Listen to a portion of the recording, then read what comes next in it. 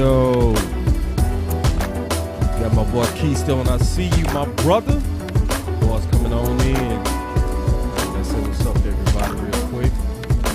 I see you, Mark Anthony.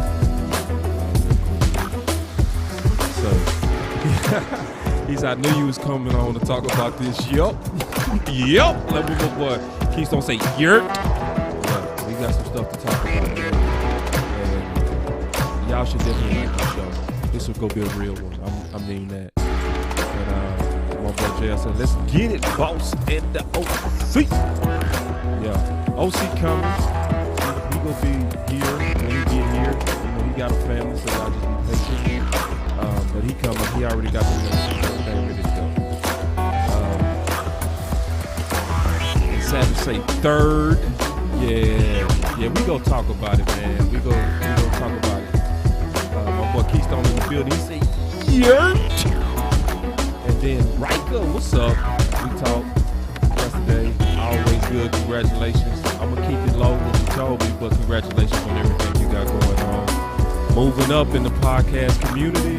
It got big things coming, but I'll let you announce it, not me. But obviously, so happy for the moves that you're making right now. Love it. E-Kush is also in the building. Uh-oh. He say it's hype, just like the other 12 players this year. And then we got William in the building. He say, what's good, gents? September 9th can't come fast enough, boy. You know. The Ninja, you not first today, bro. They beat you. But still, it's LFG. No doubt. And then we got Coach Marv in the building. He said, what's up, boss? CJ? No. I'm not quite no. It's going to really be about the price. You know what I'm saying? It's not for the price that's being advertised. I say it like that. But we going to talk about it. Y'all know we going to talk about it. We going to be straight up, measure Kool-Aid on this channel. Let's start the show.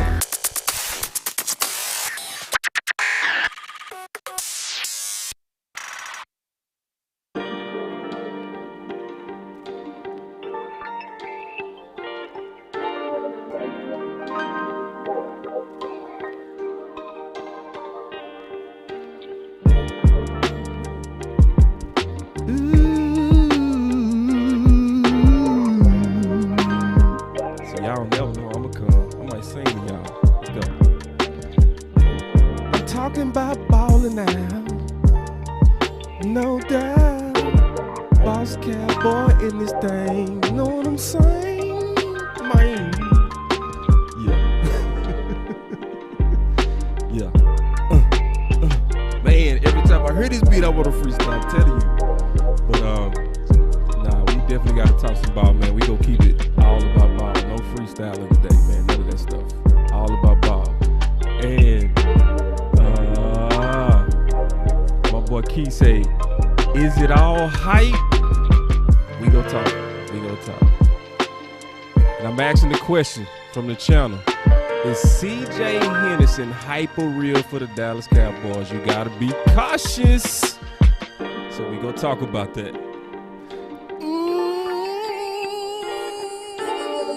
Well, I'm telling you, I might sing, boy. I'm telling you. Sadiq, boy. I'm telling you, Sadiq. Ooh-wee. If I ever had get real money, I gotta work with Sadiq. Me and my hitters go all out. Dog. When I found him on Twitter, I'm like, Jesus. Me and my hitters go all out. Me and my hitters go all out. We I about just to love take this community, man. Ooh, Keystone. Me and my hitters go all out. We not gonna do this today, Keystone. We about to take them all out.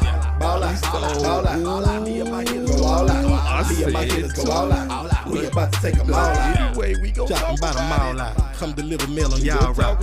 Show them what it's all about. So I ain't gonna reveal it yet. Fall out. Me and my clique will fall out. Me and my chick will fall out. We minding our business, keep y'all out. Break up, get up quick, then we hit niggas till it's all out. I hate my job, I'ma call out. We gon' get down to the root. One thing y'all know about us over here, man, we drink only measured Kool-Aid.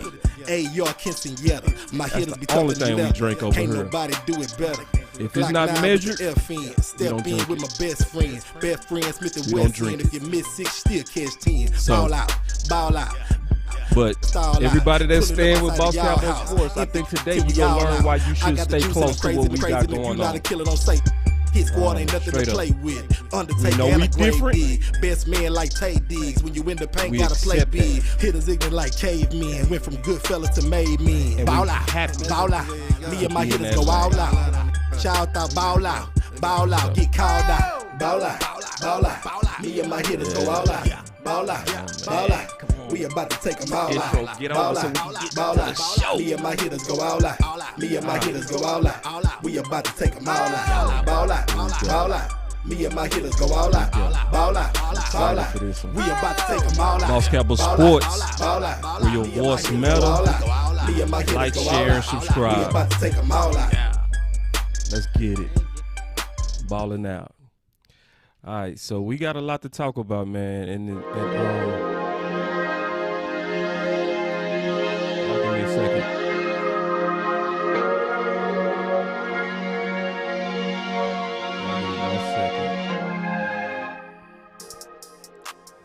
All right. Y'all be patient with me. All right. Y'all be patient with me, man. Here we go. There it is. Boom. All right. All right, so we got a lot to talk about, man. Because some stuff that we actually talked about yesterday is fully in effect right now. Like right now. And you go see it. We go break this all the way down. All right? Because there's some rumors coming out. And we talked about that we deal with rumors on this channel. All right? So CJ Henderson right now is being rumored to being shopped. All right?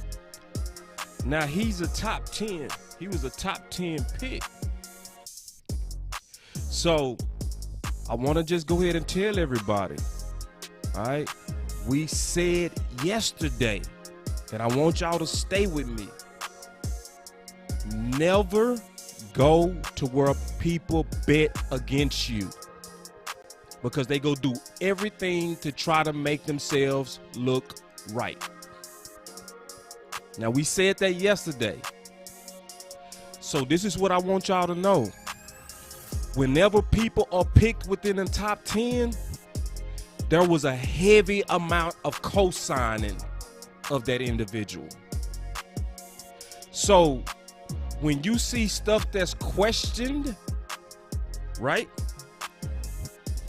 You also go see those same people that was loud about that person being a justified top 10 or whatever, going right back to that well and being, can I just say it straight up, delusional.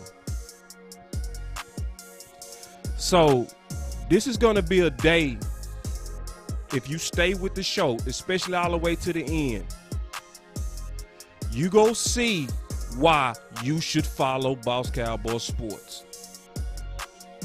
Because you got to learn to trust people that's going to tell you straight up before it get bad. Before it get bad. And Steve said there must be some red flags. Yes, there are red flags, okay? There are red flags. And guess what? It has been red flags. And every draft season, you're going to see scouts and the media ignore red flags.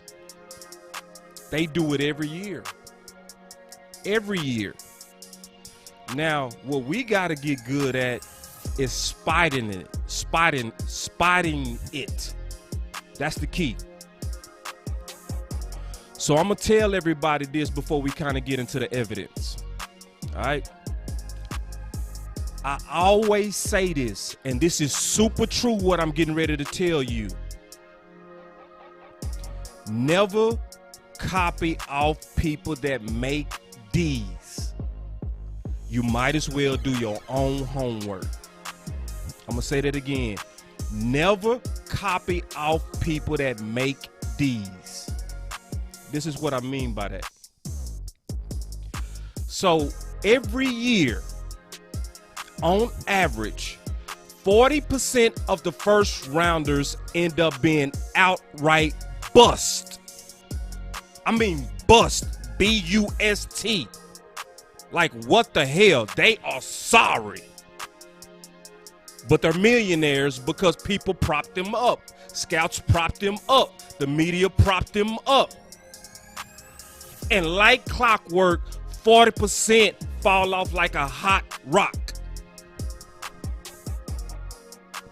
And when you start seeing that pattern, that's what I mean. Like, but I'm gonna also tell you what happens every year. Every year, like clockwork, people try to bully you to think like them. Like clockwork. So, like for instance, the Pitts train took off, right? It took off. Everybody and their mama was saying, Pitts is the best he is going to be. I don't believe that. I don't believe that. Matter of fact, I'm taking wagers right now that he won't do 1,000 yards. I done already bet people. If y'all saying he's this generational talent and he got this quarterback and now Julio Jones is gone, then that mean,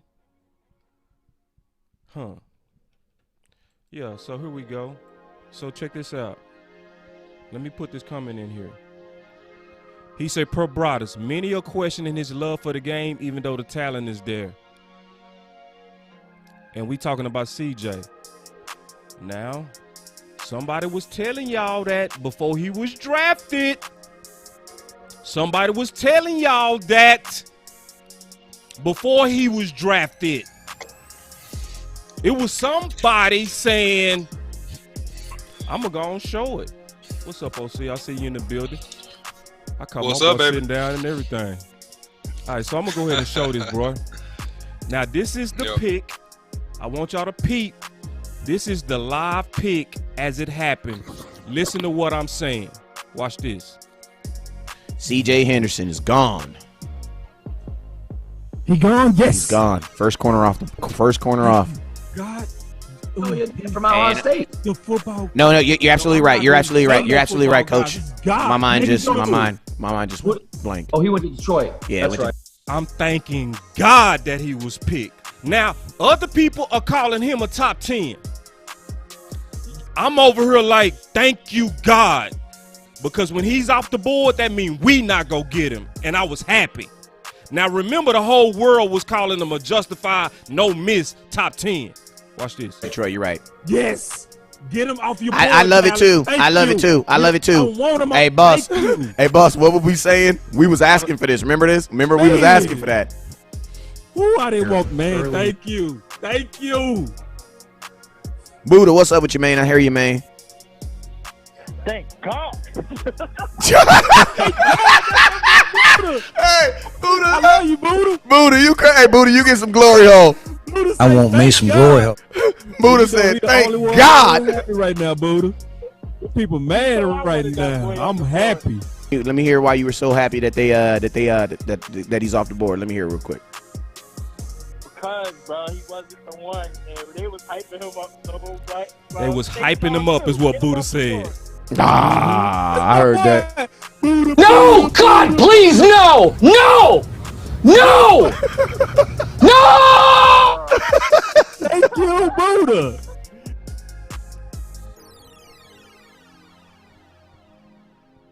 All right. Now, why did I say that? And then I'm going to cut to you, OC. You know why I said that? Because I didn't fall for the hype. Buddha didn't either, right? Because we was literally watching his tape. And we got a super chat. Let's first take this super chat, then we go come back to this. He said, I'm gonna come in and come right back out, bro. Okay, cool. They said they said for AB a fourth for CJ Henderson. Yeah, a fourth, I'll take that. Because I would take him, but I'm not gonna take him at the prices I've been hearing. We gonna talk about that because there's a price that I'll take him, but there's prices that's crazy that they talking about. They say, is he another David Irvin? I wouldn't call him a David Irvin, but I'm gonna explain why, Keith. Why was I like that? Why was I over here literally happy we didn't take him? All right. And I said, because Buddha watched tape. Because every year, people get inflated in the draft. And I don't rock with people that don't do the fundamentals.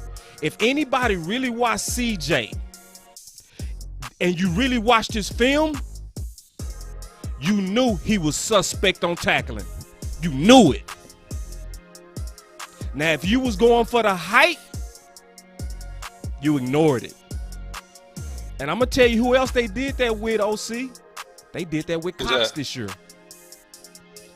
Everybody got so hyped on Cox coverage that they just act like they didn't see that he missed a lot of tackles. And I don't ignore fundamentals when I'm grading you. And I don't grade you on hype, and I don't grade you on optimism. I grade you on what you are. Not because this is what you hear a lot, OC, where they can teach tackling. Now you trying to make room for your pet cat. Just grade what you see. What's your thoughts, OC? Yeah, man. I mean, I think that you got a situation to where, you know, when you win the game, so when you reach on players, man, you learn pretty quickly that they don't translate. You know, it's a little bit different. I think that, you know, I do see a level of physicality that's a little bit better with Cox. Hey, you breaking up, OC. Don't know how. You breaking up. You breaking up. Come out and come right back in. I'm gonna try to get you. Okay. Sorry about that, y'all. All right. Now you good, man. When you come back, I'll get you in. So now listen to this. There's no way you can get this lucky. Y'all listen. Listen to this. Slay, so they got the corner, you know. And then the Jags, I think they reached on CJ. I think they go regret that one. On CJ, I think they go regret that one. Jags, I think they reached on CJ. I think they go regret that one. I said clearly that the Jags reached and they're going to regret that one. That's exactly what I said. And when you listen to the reports of why they shopping him, it was for the same reasons I said they reached.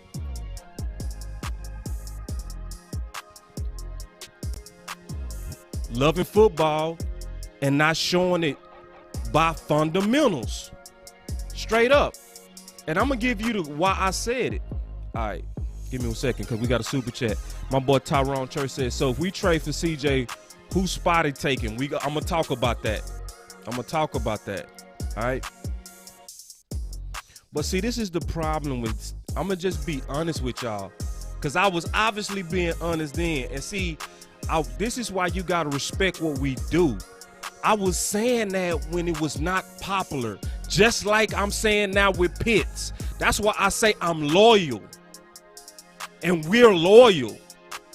We don't go with the crowd. Sometimes you got to stand alone to be honest with the team you love. You got to just stand by yourself. Let the crowd go do that. Like, nah, bro, no.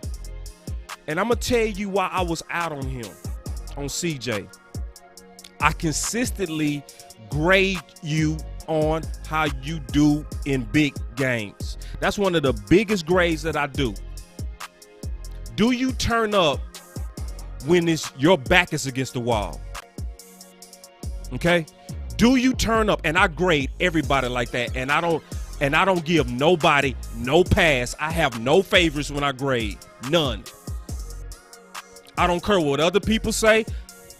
That's what I do. That's just one of the criteria. I ain't gonna tell you all my criteria, but that's just one of them. And I was watching him, obviously, versus LSU. And see, I played corner. I know from a sense of pride, when them LSU boys came in and I got a first round grade and I'm getting ready to go as somebody with a first round grade, Just the competitive alone should make me want to break an arm. Not even about money. It's like, listen, bro, y'all, I'm in y'all house. You trying to take money out my mama pocket, and my house, we getting ready to die today. We getting ready to fight. And I ain't see it. And I didn't see it a lot out of him in big games. And so I was like, people hype on his athleticism. They hype on his upside, but they're ignoring that when the pressure is on, he got a tendency to disappear. So don't get caught up in what our media is saying, because if you go listen to our media and the media, they talking like, oh man, we got to go get him because he was a top 10 pick. What I'm gonna tell you what that is. That's exactly what we said yesterday, where people bet on him and they trying to still be right. And that's what happens. And that's why you got to know who to trust. You got to know, I can trust the OC, I can trust Boss, because even when it's unpopular, they go stay flat-footed. And me and the OC was talking about it yesterday, and we said, when you tell the truth and you say what you really see, the crowd is going to have to catch up with you. You ain't going to have to catch up with them. They go catch up with you. And we go talk about some of this other stuff. So some of y'all saying, you just got lucky. You know, that you know, anybody can do that. Well, let's look at some of my same predictions the same day. Watch this one. Wondering if I was correct in talking about it. Is Lamb the first receiver, or is it Ruggs? Am I wrong and they take Judy? Is it Jefferson? Who was the first one? I would go Jefferson. I'm not gonna be. Hey, but just think about this, man. I would go Jefferson. I'm not gonna be. Hey, but just think about this. I said I would go Jefferson. Now, in hindsight, that looks so smart because all ranks now have him as the #1 rookie last year. But when I said it, it sounded wild to most. Most people was like, The #1s was Ruggs, Jerry Jeudy, and Lamb. Most people had Justin Jefferson like 7th or 8th on their total list. And I was like, y'all crazy. You crazy. This man done checked all the boxes. Not some, all the boxes. Let me see if the OC back. He back. This man checked all the boxes. Combine, he checked it. Big games, he checked it. Speed, he checked it. Production, he checked it. National championship, it was no box unchecked. But yet people was, he's 8th on my list. What the? Go ahead, OC. No, man. I mean, you definitely got someone's right. That the whole thing about this, I won't give away crazy. But I'm hold on, man. You breaking up again, bro. We might have to cut this. I'm sorry, bro. Because I want to keep it stream quality. I got it. We'll get it right. So, and he was right. He was talking about giving away trade secrets. We not gonna talk about how we hit on these picks, but come on now. Let's not act like that was easy, right? But see, I didn't stop there. Check this one out. Watch this. This is all the same thing, and I did this for the whole 7 rounds. Watch this. Dallas getting ready to pick from like major receivers. Oh my God. Man, we do need a #3 now. So how many yards do we want that? I'm not picking no 17. Nah, I'm not. That's what I want. Yards do we want? I said 5,000. Nah, I'm not. That's what I want to know. I want points. I'm cool. Just. I was talking about getting Jefferson. I said, listen, man, it's a whole lot of receivers sitting out there. I say, how many yards do y'all want from Dak? 5,000 or 6? Oh, that was an accident? Now, people laughed at that. What pace was Dak on, though? He was on a 6,600-yard pace. Oh, was that an accident? All right, watch this one. Check this one out. It's all right. Hey, who'd the Chargers take again? This first round. Quarterback, Herbert. That's right. He might be better, man. He might do. I think so too. I think Herbert. He's sitting in a very pretty situation weapon wise. So whenever I'm looking at a quarterback, I will right now say he should be the front runner for Rookie of the Year. Right now say he should be the front runner for Rookie of the Year. Right now say he should be the front runner for Rookie of the Year. Right now say he should be the front runner for Rookie of the Year because he falling into a great situation in terms of who. Yeah. I was talking about Herbert.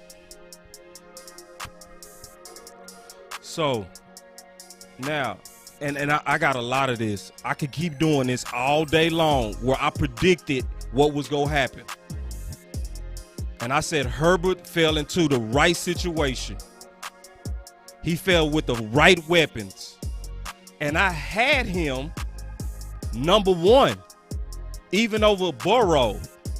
And at the very last second, I switched him after Burrow was tough at the national championship game. I was like, nah, I gotta switch that. But I was being independent and I wasn't going with the crowd. The crowd didn't have Herbert that high, but I did. And I said Rookie of the Year on draft day. Is that an accident that I said CJ was going to be a mistake, Justin Jefferson was going to be the best receiver, and that this other guy was going to be the Rookie of the Year? And I got 6 more I can tell you I did like that. From Taylor to the top safety to the top tackle, where they was going to go, I predicted all of that. But you know what the key is? You can't go with the crowd. You got to be willing to stay alone. You got to be willing to really say what your eyes see and don't let the masses and people influence you. You got to literally stand flat-footed and say, y'all go catch up. So when we talking about CJ, man, I wish OC was here, man, because I know he had a lot to say. The question is CJ Henderson hype or real? It depends on how much you want to spend. I'll put it like that. So I promised my boy Spoon that I was going to talk about this because he tweeted this, right? My boy Spoon, y'all make sure y'all follow him on Twitter. He quoted Bron Broaddus, right? And just, and he said, Bron Broaddus, the longtime NFL scout now with 105.3 The Fan, tells me teams will likely put a first-round grade on Henderson. Another solid endorsement. Would Henderson step right in and be the number one corner? Maybe not. More likely, Awuzie would have that job, assuming Jones leaves.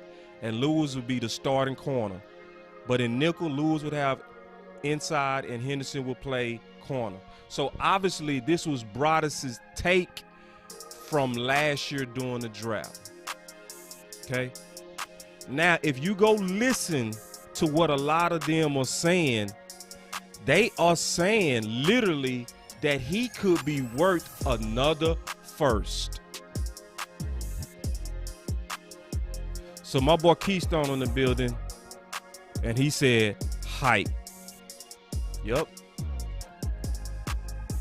My boy Chris Rescher said easily hype.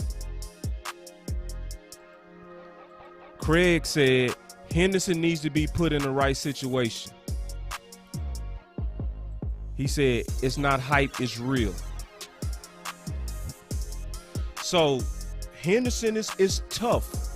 This is not easy because he did play pretty good for the Jags in his 8 games, right? And that's where you'll see somebody like Craig like, nah, he real. But see, where I question him is where the Jags are questioning him. if that don't scream major red flags to draft you, and then 1 year later, like, this dude don't like football, because I also went into his background, and I was trying to figure out, why was you so soft in the clutch, in the big games? And they said the Florida coaches was babying him. He had a shoulder issue.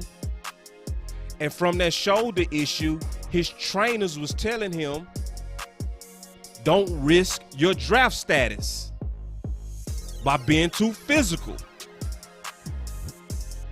So when you saw him missing a lot of tackles, that's what you was looking at, according to the Florida people that I talked to. But that's what they're saying now.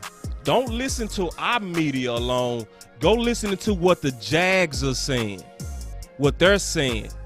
They're saying that he doesn't really want to even play until he feels that he's 100%. That's what they're saying. Which match what I also was hearing from Florida people.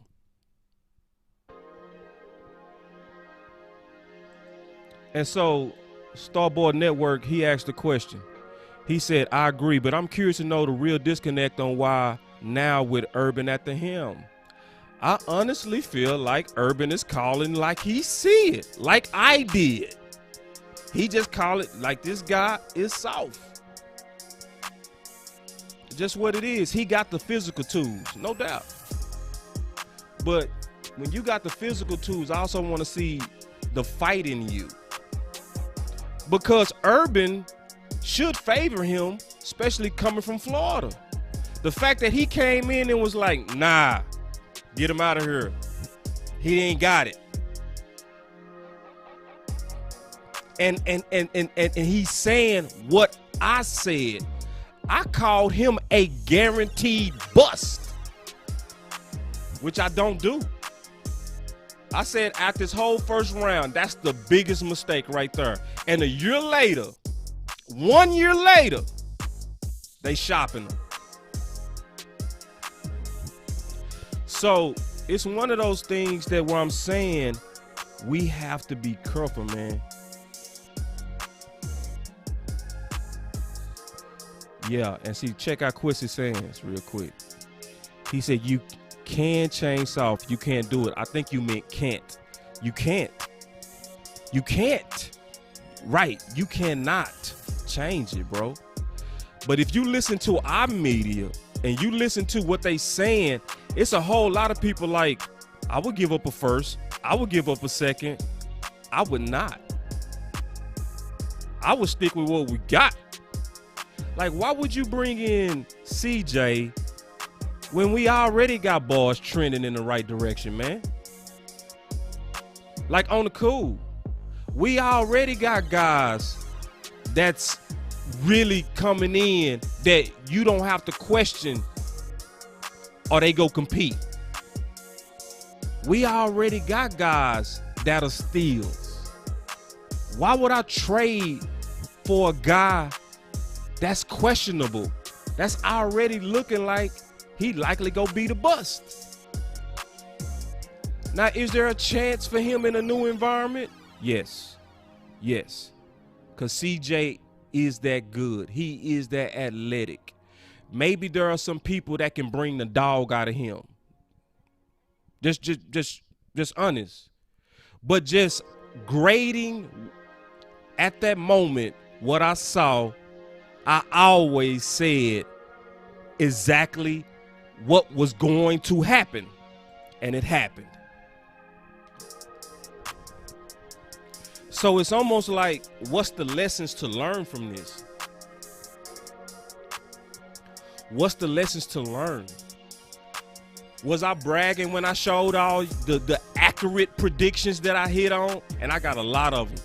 I'm starting to compile them. Because some people don't like that. They, boss, you bragging. Cool, fine, I guess I am. And I should brag. Because people need to know, why should they trust my channel? So if I'm going to tell them why they should trust the channel, I also got to tell you some of the things that we hit on. Hold on, regret. Yeah.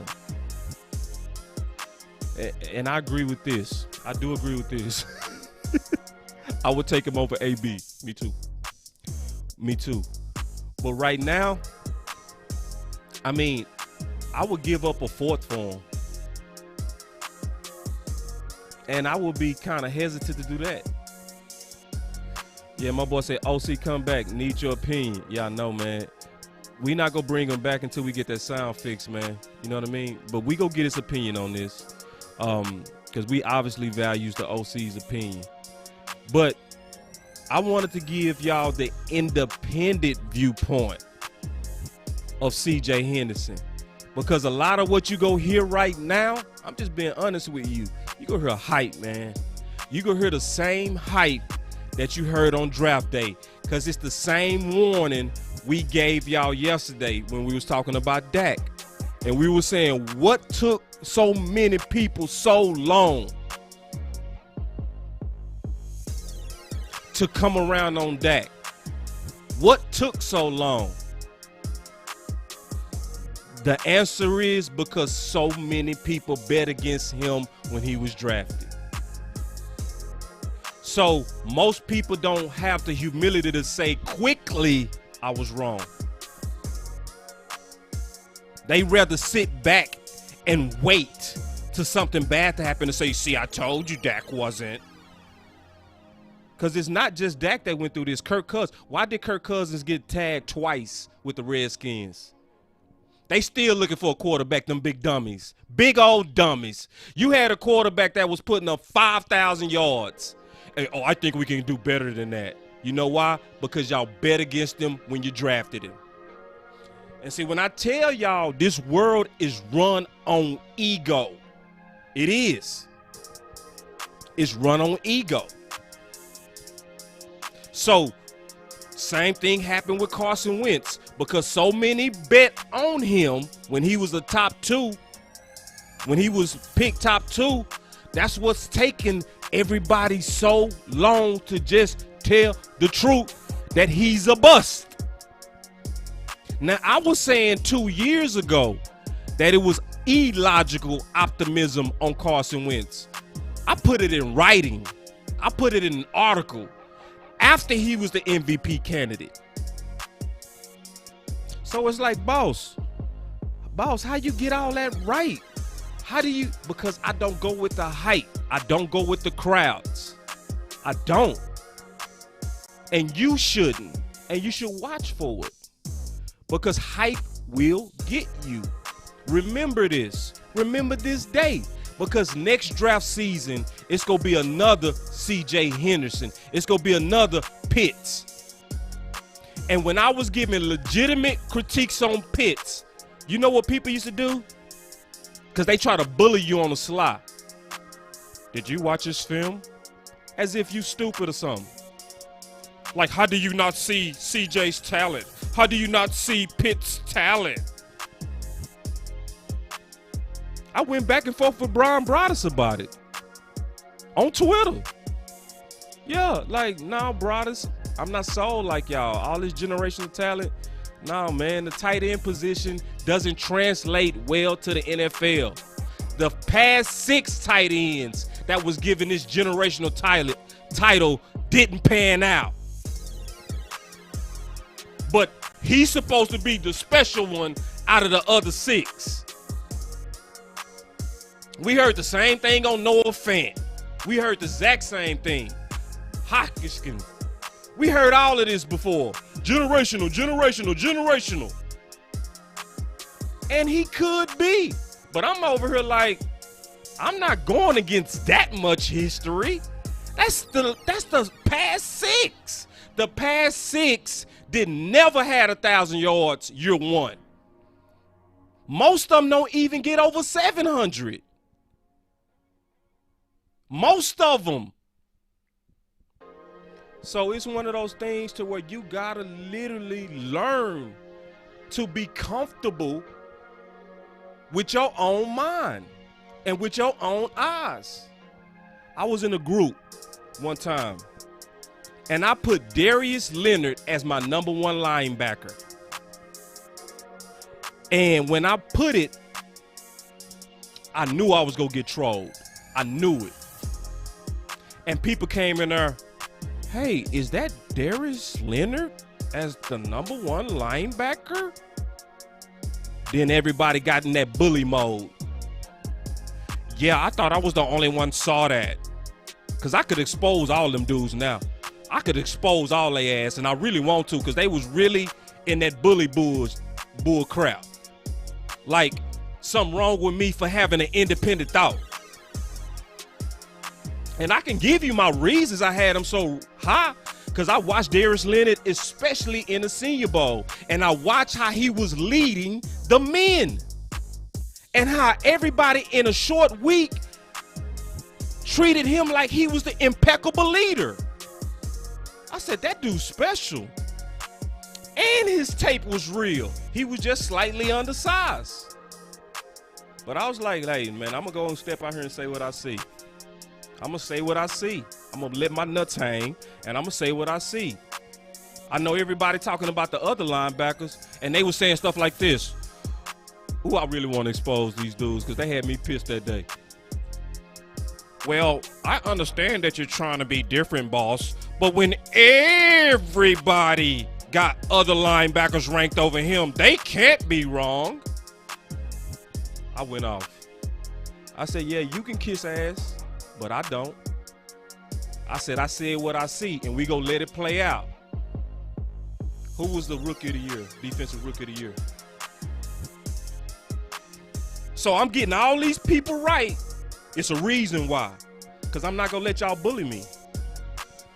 So if I gotta stand flat-footed and say, bro, I'm not buying this Pitts hype. I'm not, bro. I think he gonna be a good player, but all this old generational stuff, y'all need to stop. Now, if he end up being generation, I will be also the first that would say, hey, bro, I was super wrong. I need to go evaluate my process. And maybe I shouldn't put so much faith in historicals, right? To where I looked at the tight end trends and then forecasted what's going to likely happen with Pitts. So if he end up being generational, I'm going to have to get better from the L that I took, which I will. But can you do that? Can you say, well, I was so drinking that Kool-Aid, bro. I was tripping. It's a big thing for Boss Cowboy to actually say publicly that he drunk Kool-Aid. Listen, I do not drink Kool-Aid without first measuring.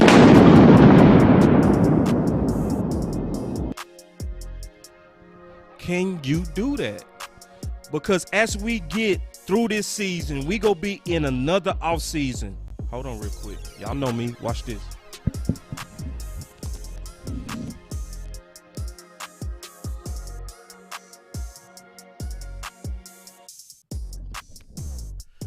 It's going to be another offseason. And it's going to be another test. Can you stand flat-footed? Because they going to come back with this. It's going to be another CJ. And see, and this was my whole point. Because remember, I started off saying, don't copy off people that make these. Remember? Because remember, 40% of first rounders end up being outright busts. So if you let people bully you into their opinion, you're a coward. And you copying off people that make D's. If 40% are outright busts, that means 60% end up being good, great, or an average. That is a D. That's a D. So why would I copy off you, and why would I feel bad because I'm thinking different from you? So let's talk about CJ Henderson as a candidate to the Dallas Cowboys, because you hearing it. What's the proper grade for him? If I'm gonna tell you right now, if you hear anybody put a first round grade on him or a second round grade on him, turn them off and come right to Boss Cowboy Sports. They lying to you. They lying to you. They trying to be right. And it's a whole lot of people that want to be right more than tell the truth. And I'm going to tell you, that's also why it's a lot of people that don't like Jalen. A lot of people not liking Jalen right now because they want to be right, especially podcasters. It's a lot of them that's really rooting for him to fail so that they can be right. It's not about a true analysis of what was the breakdown of his game, or was it what they said. Listen closely when people talk to Jalen. It's hardly ever football. Hardly ever. They talk about bullshit like swiping and optics. Is that a legitimate reason to lose full faith in him? Swipes. And this is the funny thing. Whenever somebody say that, ask them what game. Say, give me 3 games to where he did that swipe and it was at the wrong time. They never can tell you. My boy Steve said break down his attributes. And he talking about CJ. So with CJ, this is what you're getting with CJ. If we got CJ, he's extremely athletic. He has great feet. I mean, great feet. For the most part, he can keep up with most receivers. What you're going to lack in him is competitiveness. You're going to also lack heart. Now, sometimes there are coaches that can pull that out of you. So I'm not saying he's a waste. I'm not even calling him a full-fledged bust. But I'm saying, based on where he was picked, he was a reach. But would he be of value if you could coach him up? Yes. But am I willing to give up some quality picks for a guy that I already said was way too high? Hell no. And I'm gonna tell you, I was right on a lot of people, because I'm gonna show y'all my full resume. Because this is the deal. It's a whole lot of people that say they do draft and free agency content. I want to compare my stuff to whoever. I want to compare all my ranks to whoever, whatever scout, whoever and whatever. I got a whole book where I got my whole ranks. I will compare all my ranks to anybody. Mel Kiper, anybody. All those top scouts. And I bet you I line up either equal or way better. I guarantee you that. I guarantee you that. And I'm going to lay it out. Because I'm going to tell y'all somebody else that I was high on. I'm going to be right on. Keith, who went to the Jags. Y'all watch. Y'all watch. And people going to be like, where did he come from? The same thing going to happen this year. I'm going to show y'all again. Like Jenkins, the tackle from Oklahoma State. Y'all watch. Now, I was telling y'all he gonna be the steal of the draft. Watch. Now, I said Jenkins, and I put my whole nuts out there on that, just like I did with Jefferson, because it wasn't easy. It was not easy when everybody was saying Jefferson was ranked 8. And I was over here like, y'all crazy. He's the number 1. He is my number 1 receiver. And people was trying to bully the hell out of me. Oh, you have him ranked over Judy? You crazy. I wouldn't say all that, boss. Oh, really? Let's look at it now.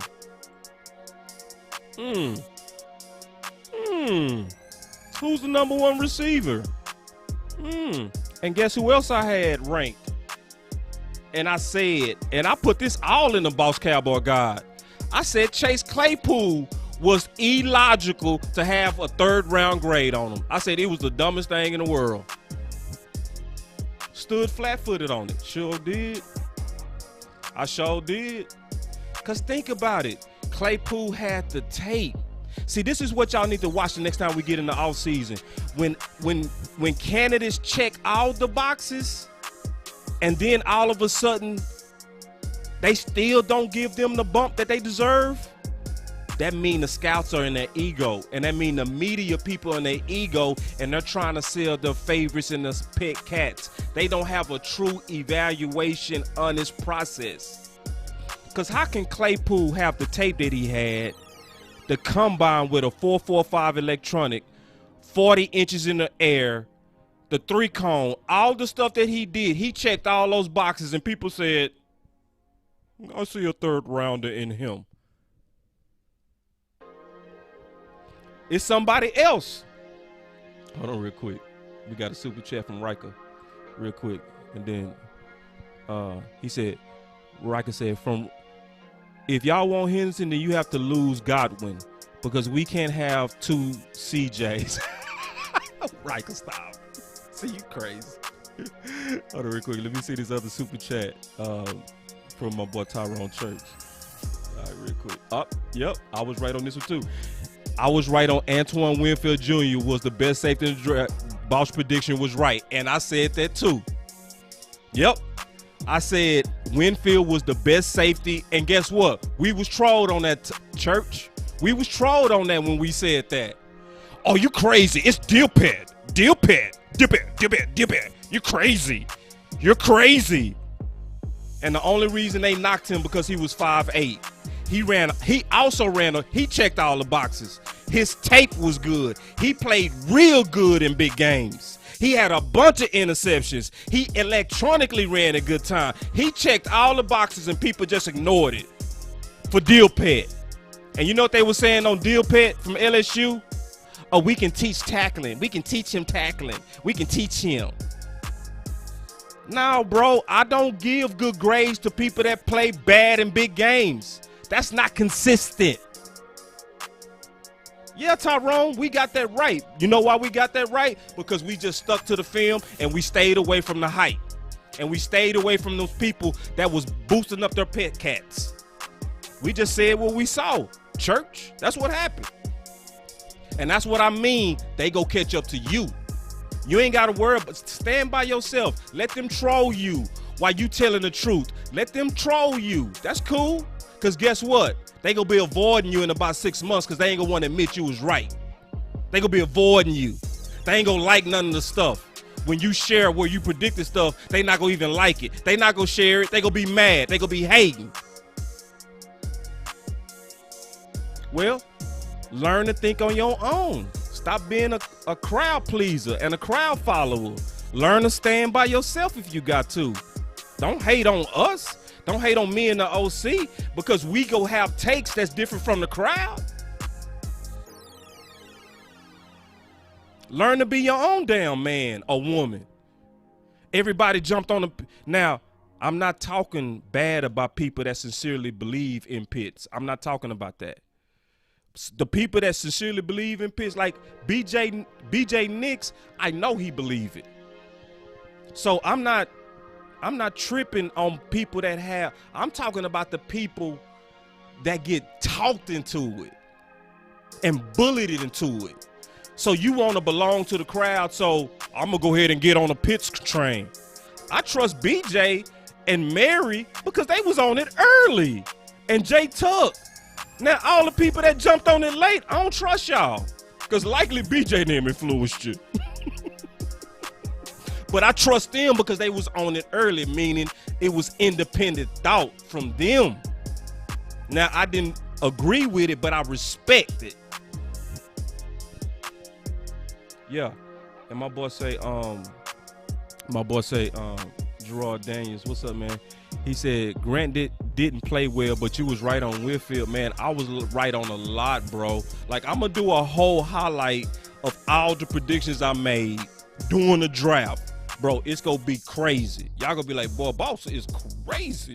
Like, damn, he hit on all that. I'm talking about picks before they happened, all of that type, what they was going to do. Like, I'm going to tell you something else. Like Wilson was my number one quarterback, but I think he's going to die accrued debt just because he's with the Jets. Just being honest. It's the same thing I said about Herbert. I said Herbert is going to likely be the rookie of the year, more so because he's good. He's a real good quarterback that's not been talked about enough. But number two, he went into the right situation. He got planted in a place with weapons. And see, when I looked at Herbert, I say, damn, his best receiver ran a 4.7. Herbert didn't have weapons, but was still good. So I said, so what about him now having weapons? And then that's what we saw, rookie of the year. Just that simple. Yeah, real quick, I want to take this comment. And also, Star Boys Network, thank you for, man, this is my first time seeing you, my brother. I always want to acknowledge other content creators when they come in the building. Obviously appreciate all the work you do, man. And you know, all of the work that we all do. But thank you for showing up in the show, man, and being a participant. He said, still got my boy Surtain over Horn. I don't give a damn what none of y'all say. I feel you. If you really believe that, I ain't got no problem with it. I'm telling you right now, I think Surtain go get cooked in the league. I think that long speed go show. I think he's technically sound, but I think when you get into the NFL and you got boys that can actually climb on top of you that got real elite speed, I think Surtain is going to struggle. He's somebody that I also considered a reach. And we go see. I'm not trying to be right. I'm just calling what I feel like I saw. The long speed is going to get him, in my opinion. Now, there are ways that you can take away speed from the receivers. He's so technically sound, I'm certain that he could do it. But I'm not betting that he gonna be locked down like boys saying he is. I'm not betting on that. I bet on Horn over Surtain, and then I'm being honest on Horn. See, because a lot of people fell in love with Horn to where they wasn't being honest on his issues. Because see, Horn is the best competitor corner. One boy BJ will say, people say he's a dog. But technically, he had issues. Like, real issues. Like, breaking off the wrong foot. Like, that sounds like a little thing that's a big thing. When you break off your wrong foot, you call separation. He depends a little bit too much on his athleticism and not enough on technique. If you could merge Horn with Surtain, you would have the closest thing to Deion Sanders. Because Surtain is so technically sound, Horn, and this is just my opinion, this go all play out. But if you could merge them two, because the person that's the real competitor is Horn. It's not even close, in my opinion. All right, so that's gonna play out. But this is the thing I would say. Don't be, and I'm not talking to you, Star Boys Network. This is for everybody. This what's gonna make us all better at evaluating. This one thing that I'm getting ready to tell you. This is key. I'm gonna get close when I say this.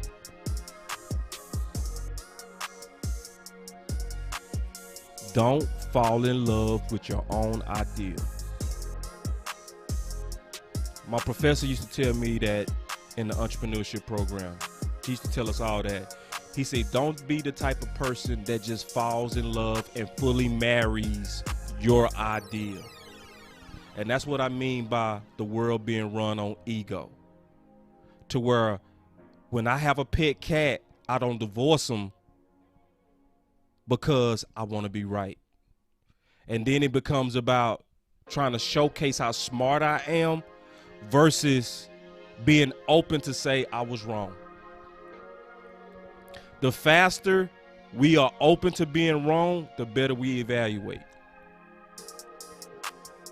That's key. So some people not go get off the pitch train. Some people not go get off the CJ train. Some people never go like Dak because they already bet against them or they bet on them. And I feel Matt Owens on this. Matt, what you said, say, bro. Let me put my boy Matt on coming in here. I agree. Caleb Farley, if healthy, is the best of the three. I agree. if healthy. You know, I definitely agree with you, bro. That's what my eyes say. My eyes say the exact same thing. The exact, and he's the better athlete out of all of them. It's just, can he stay healthy? That's the question. But, you know, so this is why people should follow Boss Cowboy Sports. This is why. And this is why you should follow also the other independent channels. For sure. Because we don't have no bosses, man. We say what we want to say. We ain't got to report to nobody.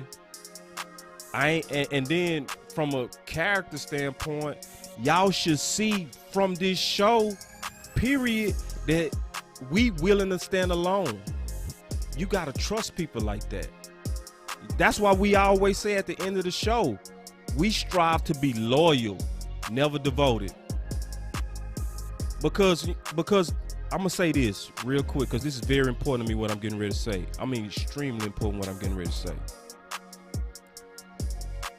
When I tweeted about Kennedy, right, and I start talking about that it's a bad signal that if Maurice don't start moving up, because how can somebody get 5 interceptions during the evaluation period and Anthony Brown is still consistently losing as he always does, but then people say, okay, Maurice is playing so good, let's bench Jordan Lewis.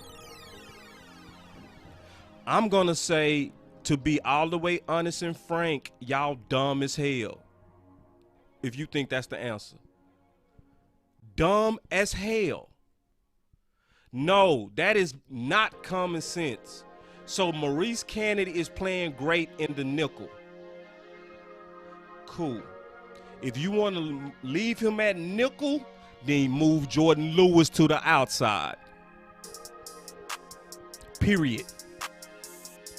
Anthony Brown is the clear low-hanging fruit. But you know what we gonna do? We gonna mess this up. We gonna mess this up.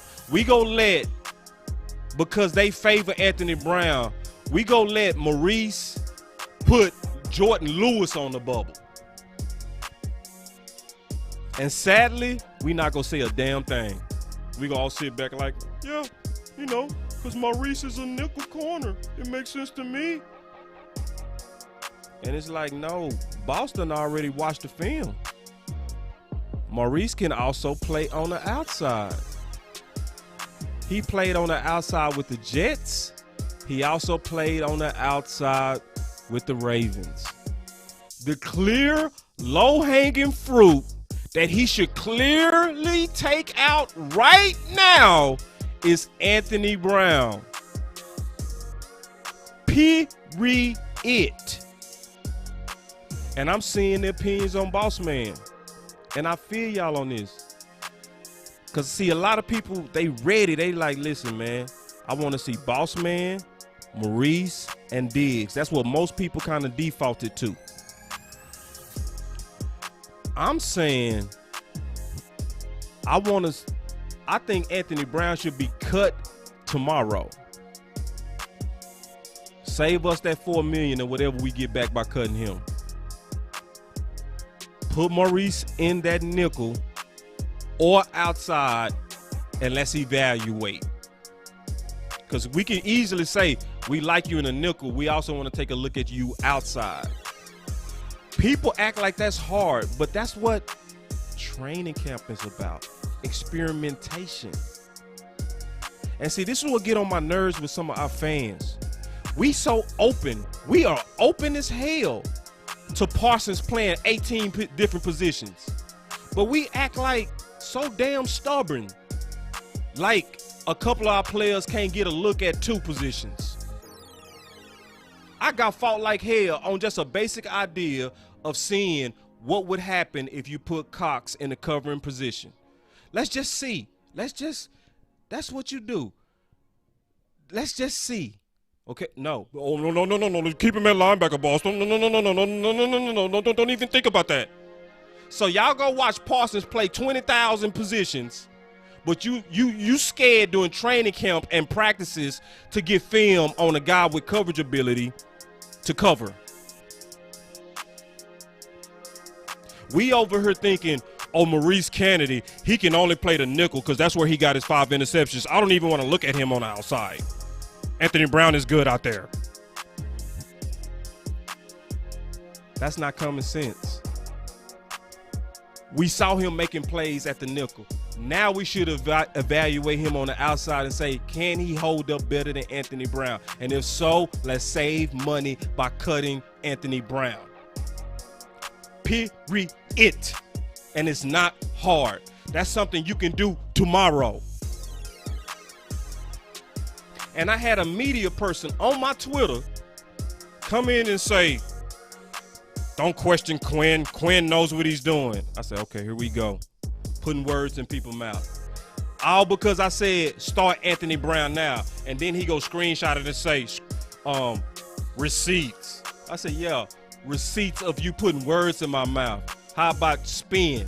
Because I know how to speak clear. When I say start Anthony, Quinn knows what he's doing. Man. And it be media people. You be like, man, get out of here with that kiss ass shit, man. That ain't loyal. Quinn know what he like. Don't question Quinn. I don't work for no damn Quinn. I get super chats from fans. So I owe the fans to tell them the truth. Now, when I get a check from Quinn and the Dallas Cowboys, okay, maybe I'll speak a little bit different. But right now, the people that's putting money in my pocket are the people that support the truth. So I owe you. I don't owe no damn Quinn. I owe Quinn only to tell the truth. And I could be wrong, but I'm not finna kiss Quinn ass. So if you following this channel, that's why I say, man, we try to be loyal on this channel, man. How can you say you for 6 and watch Anthony Brown get beat again and again and again, and they be like, don't question Quinn? I question who the hell I want to question on that dumbass decision that we seeing Anthony Brown over and over and over. I question who the hell I want to. Because I ain't even really talking about Quinn, because I don't even think it's Quinn. Keystone said it best yesterday. Y'all listen. Listen, if you ain't listening all day, listen to what I'm finna tell you right now. Keystone said it the best yesterday. He said it don't matter what coaches come in here, Anthony Brown still plays and still starts, which means it's not the coaches. It's people higher than the coaches. So I ain't got nothing to say to Quinn. My statement is to the front office who hired Quinn. And I'm actually being loyal to them. You're loyal when you're willing to tell the truth on what's hurting the team. You're a coward when you go along with bullshit. You're a coward. And boss is no damn coward. And you shouldn't be if you say you love this team. And I'm sick of the media. I'm sick of all that. They play us. They try to play us. And I'm sick of it. I'm really sick of it. I get damn sick and tired of it. They came out today with an article. The Cowboys showed that they was actually smart with the Allen contract.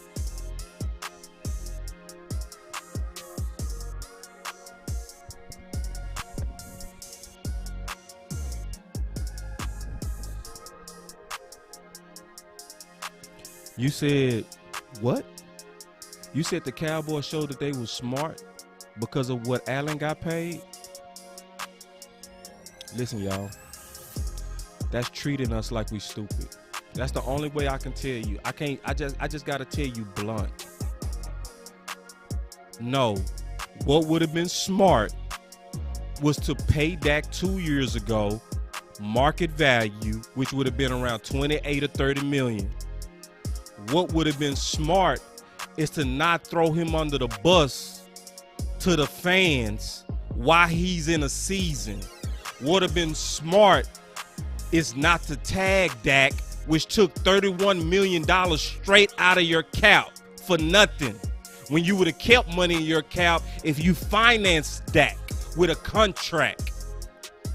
So you want to save face by acting like it's smart because Allen was just the next up and his team respected him like we did not respect Dak.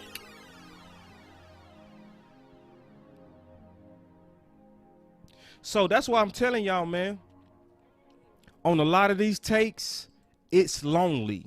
Can I be real with you? It's lonely with a lot of these takes. When you standing there and you really, really know you mean well for the team, and you seeing all this illogical hype, and you seeing it, and you know you love your team, and you like, bro, no, don't start Anthony Brown. Please don't. Why does Jordan Lewis get sent to the nickel as if he didn't play good as a rookie in 2017 on the outside? He never got another chance to go outside after playing good. That is literally telling you, don't believe your own eyes. That's insulting, man. You gonna let people do you like that? You gonna let people tell you, and you gonna let people, like, you gonna look at Lewis play good as a rookie on the outside, and then they go turn around and tell you, well, he can only play the nickel because he's 5'10". And you be like, damn, hold on. What's the difference? Let me go look at his height difference from Anthony Brown. Let me see if there's a difference. There's no damn difference. It's no difference. So if one guy 5'11", the other guy 5'11", the other guy these measurables have no reason on why y'all playing politics with the best guy. Stop it. Hold on real quick. Man, y'all know I get on my soapbox, but I'm going to take this real quick. He said, hey, BC, Mr. Mendoza, what's up, bro? He said, I have something I want to touch on that I've seen you mention before. You may have discussed it already. Go ahead and put it in the comments, man. I'll address it. Yeah. So anyway, yeah, it's one of those things to where, like, all of this started, and I will, Mendoza, put it in there and I'll address it. This all started with the CJ Henderson hype. And I'm telling y'all, don't let people egos have them making you think you stupid, because that's what they doing. It's people egos trying to make you think you stupid. It's gaslighting. That's what it is, bro. Can I just say what it is? It's treating you like your eyes don't work.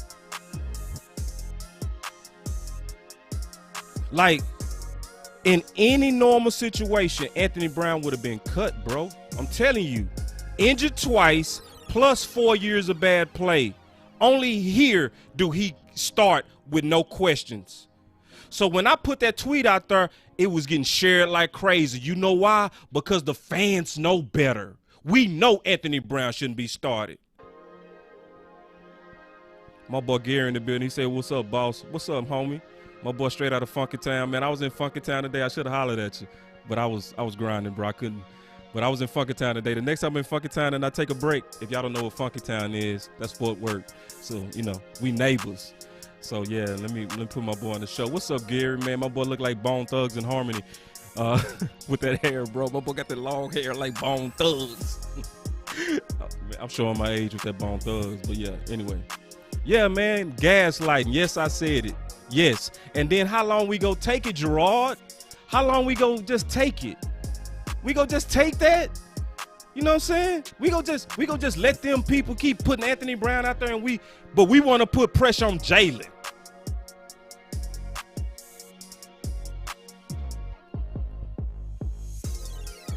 Hold on real quick. Let me take this real quick. I'm almost finished. I'm almost finished, but I want to set the record straight.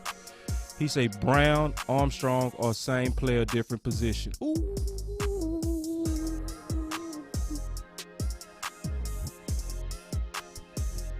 Especially Brown, bro.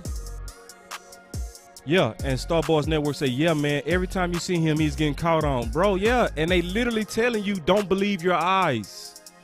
I heard Nick Eekman, I always butcher his name. I'm just calling him Nick. Y'all know what I'm talking about.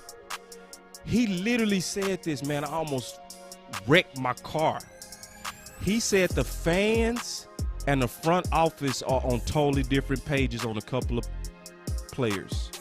He said the fans like Donovan Wilson, but the front office has issues with Donovan Wilson's because of the involuntary workouts. He said, but the fans don't like Anthony Brown, but the front office likes Anthony Brown. Bro, I almost wrecked my car. So when I tell y'all, and I mean this, that it's some people in that front office that's just like Rudolph and Mortimer from Trading Places. If you don't know this movie, go watch Trading Places, to where basically they bet $1 to have catastrophe happen to somebody, and seeing basically they did a experiment on people's lives to see if one person will become a criminal and the other person will become a productive citizen if they had the right surroundings. They bet $1 on that. And their egos were so big that they was playing with men's lives. That's what's going on in a bunch of places in the world. Likely at your job. It's definitely happening with the Dallas Cowboys. It's some people in high places, they make bets, and it's not little bets. I don't think they up there like, hey, I bet $1 that Anthony Brown is going to be good. It's ego stuff. It's stuff like, I think he's going to really be a good player. And so because you want to be right, you keep pushing what you think. You trying to push the outcome that you want instead of just letting it fairly play out.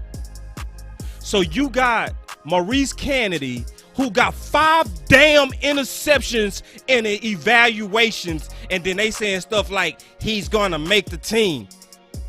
Excuse me. He need to be way more than just some make the team bullshit. That is not a high enough standard for getting 5 turnovers. All right, so my boy Mendoza, he said, that's the SNC. I seen a lot of mention of how players are looking lean and just really good. Liel, Tyrone, Coop, Zeke, and Zeke started a month early in the offseason program. I feel you. Hey, Mendoza, I don't see your question, G. I'm trying to see your question because I want to address it, bro. So, yeah. So, because I'm really trying to get to that, you know what I'm saying, before I get up out of here, man. But listen, y'all. Y'all know where a boss stand, okay? And I'm going to tell y'all, it's never easy to stand flat-footed by yourself. It's never easy to have takes to where you go be trolled because it's different. Like, when I said Jefferson was the #1 receiver, I was trolled, bro. Bottom line. You know, I was. When I said Darius Leonard was my #1 linebacker, I was trolled. When I said CJ Henderson had the biggest bust potential, I was trolled. I was. It was a lot of people like, shut up. And I'm not saying he don't got potential. I just graded him like I grade everybody. I'm very big on how you play in big games. That's just me. Because every game with the Dallas Cowboys, especially our divisions, are big. You're not going to play our divisions switch up too much.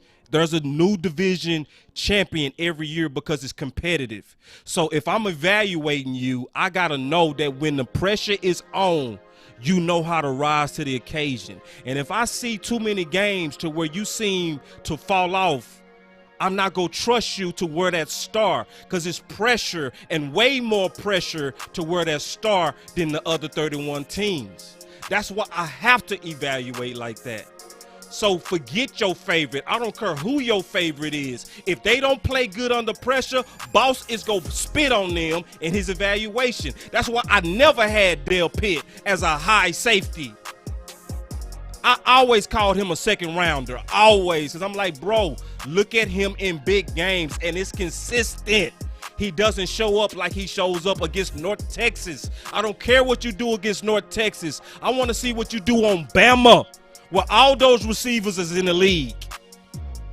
I had Alexander as my #1 corner, the corner that's out of Green Bay for Louisville. You know why? Because he consistently showed up when it was hot.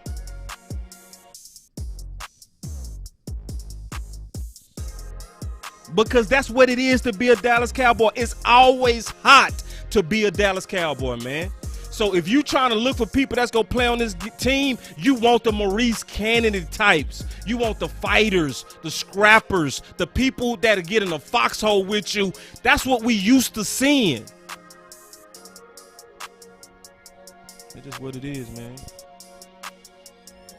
So, yeah, man, I'm going to take a few more comments, man. I see my boy Curtis in the building. What's up, Curtis? What's up, Curtis, man? He said, who got more pressure than Kennedy? Was really an afterthought. Thank you, bro. This dude, man, bro. So, listen.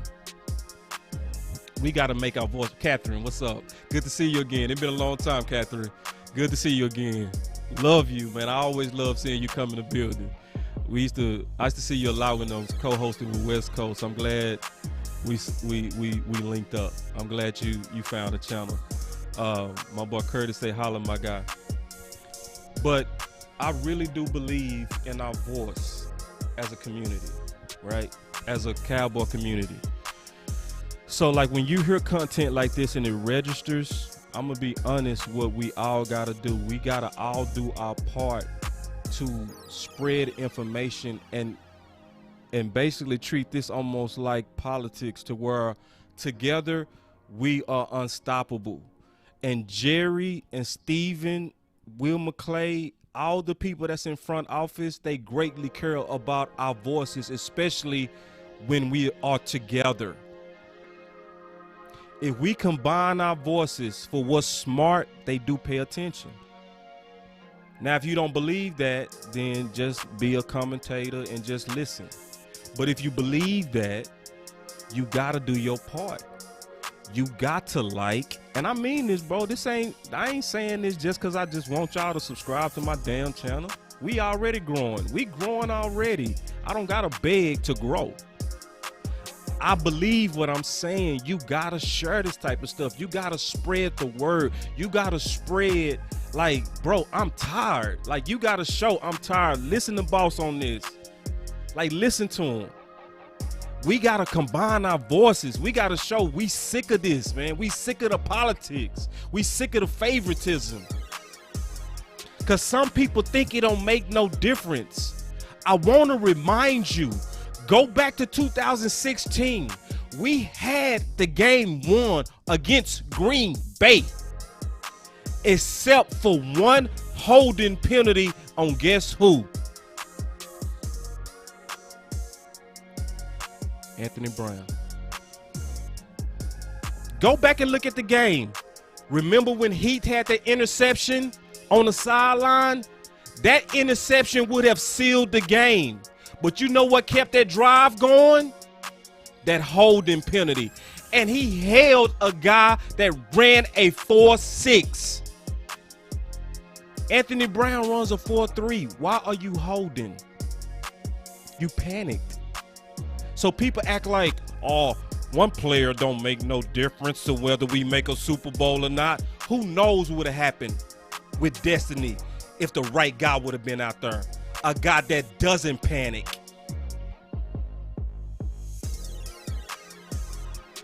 A guy that doesn't panic. So yes, and I'm going to say this to the day that I die. In the game of inches, why would we give a damn mile of favoritism? Remember, and I say this all the time because I mean this, bro. Y'all don't remember the Raiders game? That dude came and said first down. He had to get a piece of paper, man.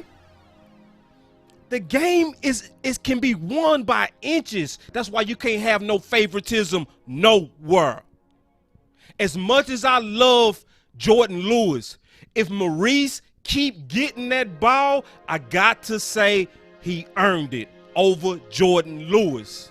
I just have to. As much as I love Jordan Lewis, right is right.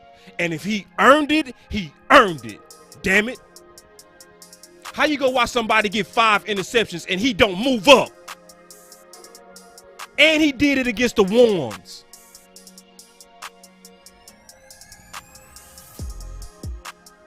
Yeah. So please, I mean this, man. Share this, man. Like, share this, man. It's a lot of people don't have enough anger about this stuff, bro. Cause we go have a good ass team again. We gonna have all these good pieces. Yeah, we go likely make the playoffs. But man, we don't have low goals of making the playoffs. That's low ambition. Oh, we're gonna win the division. Man, don't even say that to me. I don't want to hear that. That's not our standard. Our standard is one thing: rings. That's it. Yes, you can make the playoffs with politics, but you ain't gonna win no damn ring with it. Because when you get into that top 4, Andy Reid ain't gonna be playing the politics. Belichick ain't gonna be playing the politics. Zimmerman is not gonna be playing the politics. San Fran is not gonna be playing the politics. Y'all forgot.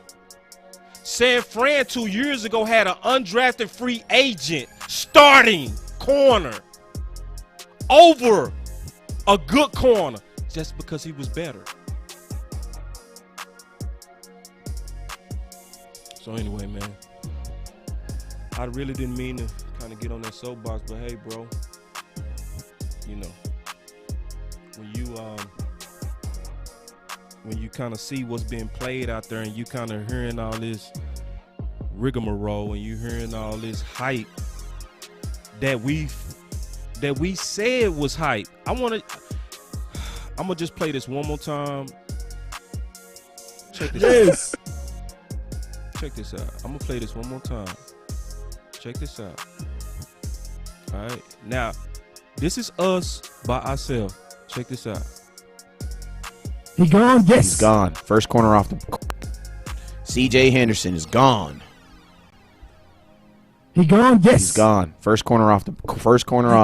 God. Oh, yeah, from Ohio State. Your football. No, you're absolutely right. You're absolutely right. You're absolutely right, Coach. God. My mind just went blank. Oh, he went to Detroit. Yeah, That's went to right. Detroit. You're right. Yes. Get him off your board. I love it too. I love it too. Hey, boss. Hey, boss. What were we saying? We was asking for this. Remember this? Remember we was asking for that. Woo, I didn't walk, man. Thank you. Thank you. Buddha, what's up with you, man? I hear you, man. Thank God. Hey, Buddha. I love you, Buddha. Buddha, you get some glory hole. I want me some glory hole. Buddha said, thank God. Happy right now, Buddha. And see, listen to People what I mad said. right Listen to what now. I Me some said. glory hole. Buddha said, We the thank only ones God. happy right now, Buddha. I said we the only ones happy right now because the whole world was selling CJ as a legitimate top 10 candidate. And we were like, hell no. People mad right now. I'm happy. Let me hear why you were so happy that that he's off the board. Let me hear it real quick. Because, bro, he wasn't the one. And they was hyping him up so much, bro. They was hyping him up. Y'all heard Buddha? They saw him too. Get him off the board. Ah, I heard that. No! God, please, no! No! No! No! Slay, so they got the corner, you know. And then the Jags, I think they reached on CJ. I think they go regret that one. On CJ, I think they go regret that one. Jags, I think they reached on CJ. I think they go regret that one. I said I think they gonna regret that one. By myself, me and Buddha and West Coast, by ourselves. When the whole world was saying, he's a legitimate top 10. Or if you don't think like that, you're dumb. And I'm like, y'all not gonna convince me that the 5 tackles that he missed in big games was just my eyes? I saw that. Y'all gonna act like I didn't see that? They was trying to hype us on a player that had issues. And we wasn't falling for it. And we was staying flat-footed. And we said right then, the whole world mad. And we was like, I'm glad we dodged that bullet. 2021. Was we right? Was loyalty? That was loyalty y'all looked at. We was being loyal. That's what that was. That wasn't for show. That wasn't because we was trying to do a draft and show out. We meant that. We knew the fans liked him because of Byron Jones. We was looking for a Byron Jones replacement, and we was like, not him. So anyway, so share this, please, so that we can get the word out. Because, see, during training camp, we got a trend, and we got to help the trend go in the right direction. It's trending towards Maurice, all right? We got to help that trend. The only way you help that trend is by being active. You got to be active on social media. You got to share it. You got to put hashtags because it does register, and they do look at it, okay? I want y'all to know the Dallas Cowboys look at our opinions a lot. That's why they poll test a lot of their decisions before they do it. That's why they leak a lot of stuff. They could have been silent on Gallup, but they put it out there. We're not going to sign Gallup. We're going to let him go into free agency. That's poll testing. You can be quiet and do that, but why do you make noise about it? Because they're very interested in what we think. Because we are the ones that keep them rich. And they're concerned about us. The ultimate spender. Why do you think Jerry was tearing up? I really want, this is the last thing I'm gonna say. Y'all think Jerry was just tearing up because he missed football? He had football last year. The pressure of COVID was money pressure. And he felt it. It was the pressures of being a billionaire with billion-dollar bills. And you need the fans in them stadiums, you need them buy-in to pay your damn bills. So when he saw us at training camp, he was y'all thought he was crying because he missed us. He was crying because he was like, whoo, I'm so happy to see that they out here because, ooh, that mean I'm finna make some money. That's why we say your voice matter at Boss Cowboy Sports.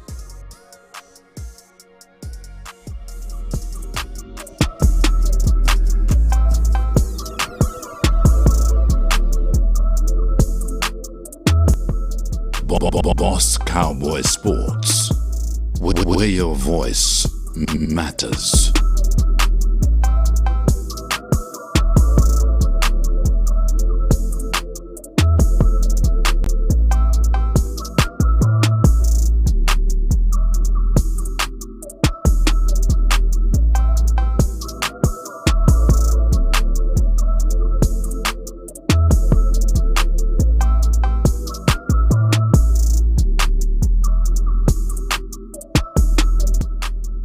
Boss Cowboy Sports.